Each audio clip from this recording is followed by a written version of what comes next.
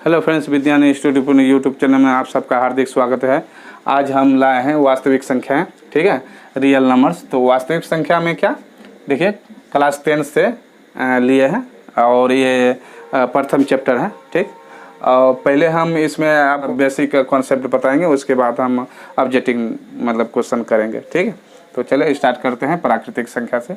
यहाँ क्या है प्राकृतिक संख्या, तो गिनती संख्या को हम क्या कहेंगे, प्राकृतिक संख्या, ठीक। गिनती संख्या क्या, प्राकृतिक संख्या क्या है, देखिए जैसे 1 2 3 4 5 6 7 8 9 10, ठीक। इस तरह डॉट डॉट दे दीजिए और अनंत तक जा सकते हैं। अब है पूर्ण संख्या यानी होल नंबर्स। पूर्ण संख्या क्या होता है, गिनती संख्या में अगर हम शून्य को सम्मिलित कर देते हैं तो क्या मिल जाता है, हमको पूर्ण संख्या मिल जाता है, ठीक है। तो यहाँ पूर्ण संख्या क्या होगा, देखिए 0 1 2 3 4 5 6 7 8 9 10 डॉट डॉट डॉट आगे अनंत तक जा सकते हैं इसको लेके, ठीक है। अब पूर्णांक संख्या अब क्या है, इंटीजर नंबर्स। तो यहाँ पूर्णांक संख्या में क्या होता है कि हमको यहाँ पर क्या ऋणात्मक संख्या भी है और उदासीन और फिर धनात्मक संख्या भी है। तो कौन सा कहाँ पर ऋणात्मक है, कहाँ उदासीन संख्या, उसको अभी हम लोग देखेंगे। तो क्या आप लेते हैं यहाँ पे -5 से उठाते हैं, ठीक है। -5 -4 -3 -2 -1 0, ठीक है, 1 2 3 4 5, ठीक। अब देखिए यहाँ से यहाँ तक में आप ऋणात्मक संख्या मिलेगा, क्या मिलेगा, ऋणात्मक संख्या, ठीक। और यहाँ पर देखिए ये उदासीन संख्या 0 है, क्या उदासीन संख्या, उदासीन संख्या, ठीक है। और यहाँ दे 1 से 5 तक, यानी आगे जितना भी ले सकते हैं, कोई ज़रूरी नहीं कि 5 तक लिया, हम एक समझाने के लिए 5 तक लिए हैं, -5 से 5 तक, ठीक है, इस तरह लिए हैं। तो यहाँ क्या है, धनात्मक संख्या, ठीक है। ये धनात्मक संख्या आपके क्या हो गया, उदासीन। तो उदासीन संख्या क्यों हुआ, 0 पर कोई चार्ज ना है, ना तो प्लस चार्ज है ना तो माइनस चार्ज है, ठीक है। तो इसलिए इसको उदासीन संख्या माना गया है। अब देखिए यहाँ पर क्या है, सम संख्या। तो सम संख्या लिखने के लिए मेरे पास जगह नहीं है, इसलिए इसको मिटाना पड़ेगा। हाँ, तो अब देखेंगे सम संख्या, ठीक। ऐसी संख्या है जो 2 से पूर्ण रूप से विभाजित हो जाए, ऐसी संख्या जो 2 से पूर्ण रूप से विभाजित हो जाए, ऐसी संख्या को हम क्या कहेंगे, सम संख्या। तो जैसे यहाँ पर देखिए आप ले लीजिए 2 4 6 8 10 12 14 16 डॉट डॉट डॉट, इस तरह आप सम संख्या अनंत तक जा सकते हैं, ठीक। अब चलेंगे 5 नंबर में विषम संख्या। तो विषम संख्या क्या होता है, ऐसी संख्या जो 2 से पूर्ण रूप से विभाजित ना हो, ऐसी संख्या को हम क्या कहेंगे, ये विषम संख्या कहेंगे, ठीक है। तो विषम संख्या में क्या 1 3 5 और आपका 7 9 11 13 15 डॉट डॉट डॉट, इस तरह ले लीजिए, ठीक है। ये समझने के लिए है, समझना तो माइंड में रखना है इसको, समझे। इस तरह से आप याद कर लीजिए या समझ लिए पूरी अच्छी तरह से माइंड में रखना। आगे जब भी हम लोग ऑब्जेक्टिव बनाएंगे जिसका काम पड़ेगा और उस समय इसका सहयोग मिलेगा।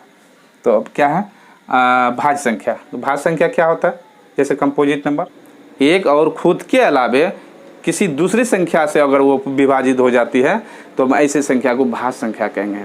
तो भाज्य संख्या 4 से स्टार्ट होता है, ठीक है। देखिए भाज्य संख्या ये क्या हो गया, 4 से स्टार्ट हुआ, 4 6 ले लीजिए, 8 ले लीजिए, समझे, 4 6 8 ले लीजिए।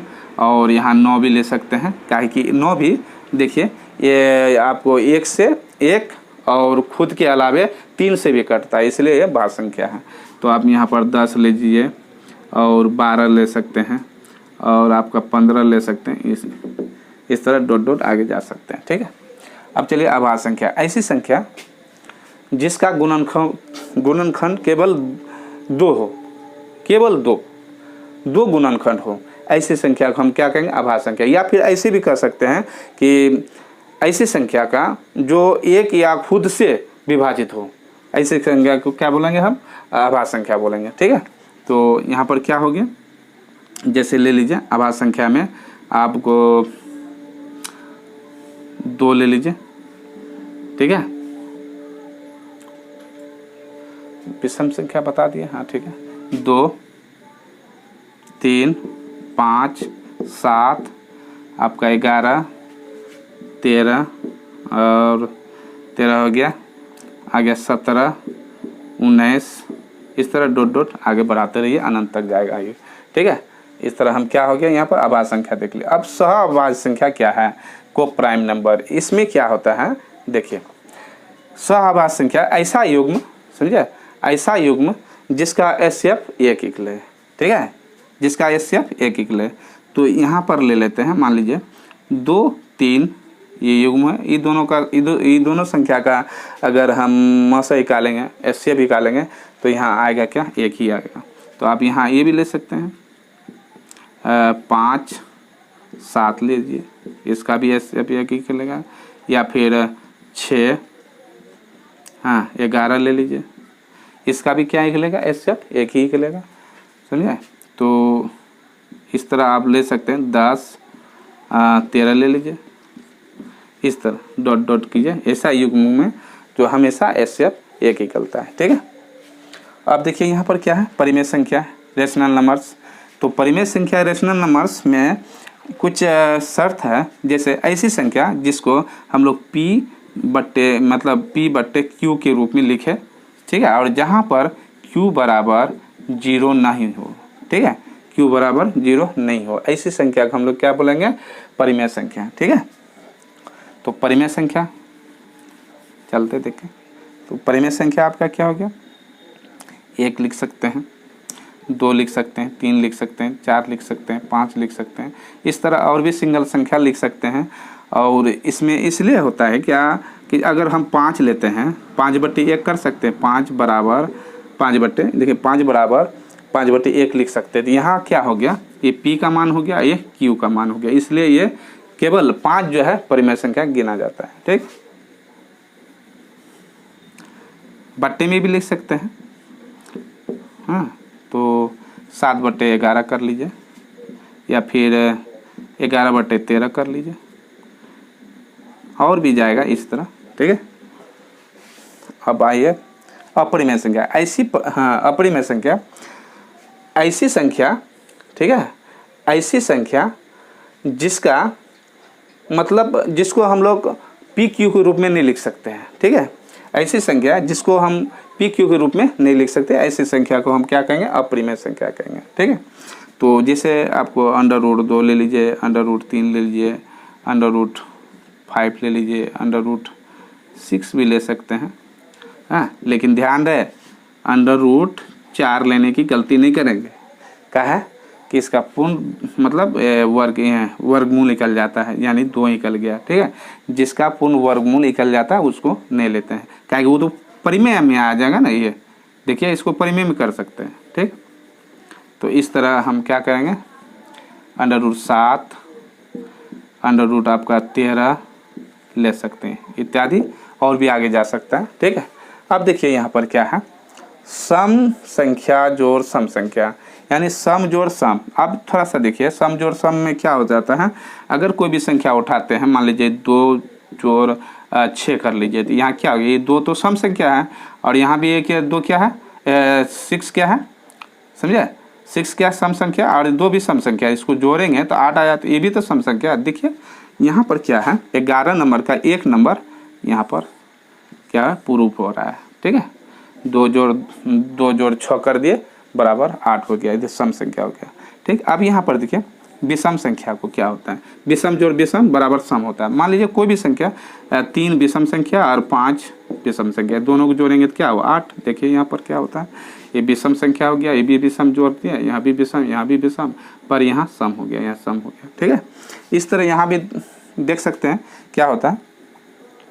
मान लीजिए कोई भी 8 नंबर सम संख्या चुन लिया है और यहाँ भी सम संख्या 3 जोड़ लिया। अब देखिए 8 3 11 होता है, 11 क्या है, विषम संख्या है। तो इस तरह ये प्रूव हो जाता है फार्मूला। ठीक है, तो स्टार्ट करते हैं ऑब्जेक्टिव क्वेश्चन। ठीक है, यदि आप यहाँ पर देखिए मैट्रिक में सुनिए ऑब्जेक्टिव क्वेश्चन का जो अंक होता है 50 में 50 अगर उठाना चाहते हैं तो आपका ऑब्जेक्टिव क्वेश्चन जो करने का तजुर्बा है बेहतरीन होना चाहिए। ठीक है, और बेहतरीन करने के लिए आपको मेहनत करना होगा। अब मेहनत जिसका नहीं है वो 50 में 50 अंक उठा नहीं सकते हैं ऑब्जेक्टिव का। ठीक है, तो स्टार्ट करते हैं आपका ऑब्जेक्टिव क्वेश्चन। तो ऑब्जेक्टिव क्वेश्चन 1 में हम क्या लिए, देखिए 5 और 7 का एचसीएफ क्या होता है। 5 और 7 का एचसीएफ क्या है, तो 5 और 7 का एचसीएफ चले बनाते हैं, देखते हैं 5 और 7 का एचसीएफ क्या है। यहाँ भी ले सकते हैं, देखिए ले लेते हैं, यहीं पर बनाते हैं 5 और 7 का। तो 5 देखिए 5 बराबर 5 गुना 1 और 7 का देखिए 7 गुना 1।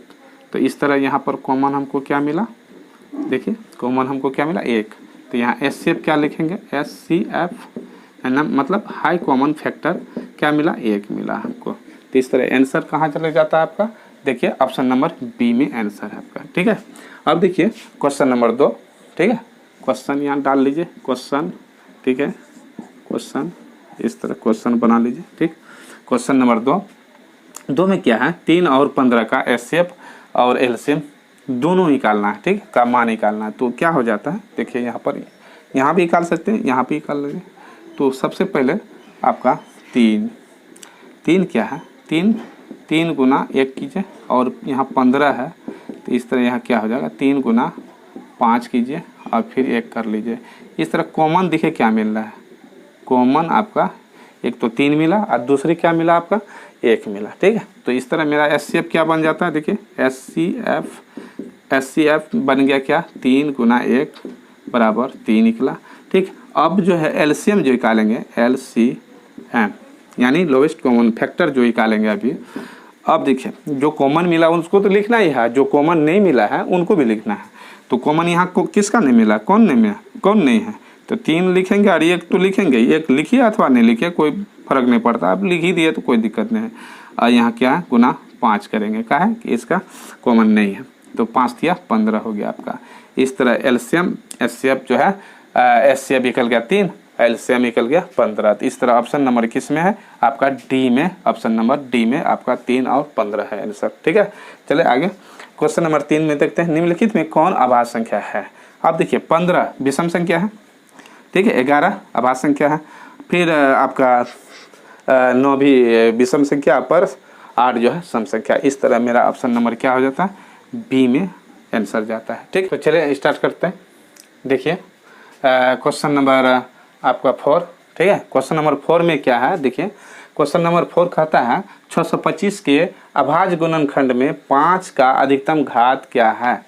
तो यहाँ क्या करना है, 625 देखिए यहाँ पर 625 लिख डालिए और इसका देखिए एक तो आपको गुणनखंड करने के लिए एक गुणनखंड करके भी कर सकते हैं, फिर ऐसे भी माइंड में 625 का गुणनखंड सबका ही रहता है, क्या होता है इसका। ठीक है, तो जैसे आप 5 गुना 5 25 हो गया, 25 फिर 5 से गुना के तो कितना 125 हो गया, समझे। फिर 5 से गुना करेंगे तो आपका 625 मिल जाता है। तो इस तरह देखिए 5 पर पावर कितना आया, देखिए ये वाला पावर, यही घात ना बोला है पावर। ठीक है, तो अधिकतम घात क्या है यहाँ पर 4 है। इस तरह ऑप्शन नंबर आपका ए में मिल जाता है आंसर। ठीक है, अब चले क्वेश्चन नंबर 5 की ओर। ठीक है, क्वेश्चन नंबर 5 में कहता क्या है, देखिए निम्न में किसका दशमलव प्रसाद शांत है। ठीक है, निम्न में किसका दशमलव प्रसाद शांत है। तो चलिए देखते हैं। तो इसको समझने के लिए क्या करना पड़ेगा, देखिए चाहे वो परिमेय हो या फिर आप उसको परिमेय ही मान के चलिए, आप परिमेय को ले लीजिए या फिर कोई संख्या लीजिए, उसको बट्टे करके रखना ही पड़ेगा, यानी हरों का, यानी भिन्न भी ले सकते हैं किसी भी भिन्न का। यदि हर का, भिन्नों का जो हर होता है उसमें अगर गुणनखंड ये मिल जाए 2 पर पावर m या फिर n लीजिए mn, हाँ m और फिर 5 पर पावर n, ठीक है। तो ये इस पर और इस पर जो पावर चढ़ता है, या फिर दोनों मिल जाए तो शांत होगा। दोनों अगर मिल जाए, पावर कुछ भी हो और 2 पर पावर कुछ भी हो, 5 पर पावर कुछ भी हो, दोनों अगर मिल जाता है तो भी शांत होगा। यदि सिंगल पीस में अगर हमको 2 पर पावर m ही केवल मिल जाए सिंगल पीस में, तो ऐसे में भी हमको शांत मिलता है संख्या, ठीक है। और यदि आपको 5 पर पावर n ही केवल अकेले मिल जाए, सिंगल मिल जाए, तो बड़ी उसमें हम लोग इसको क्या कहेंगे, शांत यानी दशमलव प्रसार 7 कहेंगे, ठीक है। तो अब देखें, बना के चलते हैं। तो बना के क्या होता है, देखिए इसमें जो हर का जो है, भिन्नों का जो हर है, समझे, हर है उसका 11 है, इसका दोनों में से कोई नहीं मिल रहा है, इसको हटाइए। अब देखिए यहाँ पर 19/21 है, इसमें भी नहीं मिलेगा आपको, पर इसको मिल सकता है, क्या कि यहाँ पर 1600 है, ठीक है। और यहाँ पर भी देखिए डी नंबर में भी है 3/13, यहाँ भी नहीं मिलेगा आपको। गुणनखंड 2 और 5 ये तो मिलेगा ही नहीं, ठीक है, उसका पावर कुछ भी हो। तो यहाँ पर क्या हो जाता है, देखिए, तो बना के चलते हैं। 15 यहाँ क्या किए, 1600, 5 से कटाइए, 5 तिया 15। अब यहाँ 5 तिया क्या हो गया, 5 तिया 15 और आपका बच गया 1, तो 5 दूनी 10 और 1 0, 320। तो इस तरह हो गया क्या, 3/320। तो आप 32 का निकाल लीजिए, अब फिर आराम से निकल जाएगा। तो 3 2 गुना 2 गुना 2 गुना 2 गुना 2, तो 2 दूनी 4, 4 दूनी 8 और 16, 16 दूनी 32।